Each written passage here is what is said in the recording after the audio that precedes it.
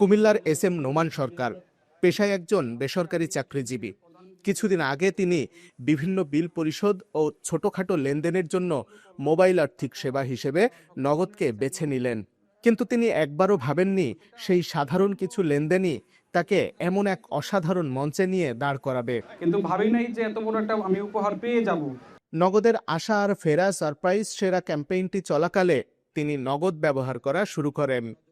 ক্যাম্পেইনে মেগা পুরস্কার হিসেবে রাখা হয়েছিল রয়্যাল এনফিল্ড মোটরসাইকেল। সেই আকাঙ্ক্ষিত পুরস্কারই জিতে নেন কুমিল্লার এই তরুণ চাকরিজীবী। সাধারণ লেনদেন থেকেই অসাধারণ এক প্রাপ্তি। এভাবেই এস এম নোমান সরকারের জীবনে যুক্ত হলো রয়্যাল এনফিল্ডের মতো এক বিশেষ অর্জন। ফেসবুক থেকেই আমি জানলাম যে নগদে একটা ক্যাম্পেইন চলছে, তো ওই ক্যাম্পেইনটা আমি পড়লাম, জানলাম, বুঝলাম। তো বোঝার পরে আমি ওই ওদের নগদের ক্রাইটেরিয়া অনুযায়ী আমি তখন send money, cash out, cash in, credit card বিল যা করার দরকার আমি সেটা নগদের পলিসি অনুযায়ী করলাম। কিন্তু এত বড় উপহারটা পেয়ে যাবো এটা আসলে আমি কল্পনাও করতে পারি নাই। শুকরিয়া, আলহামদুলিল্লাহ আমি পাইছি।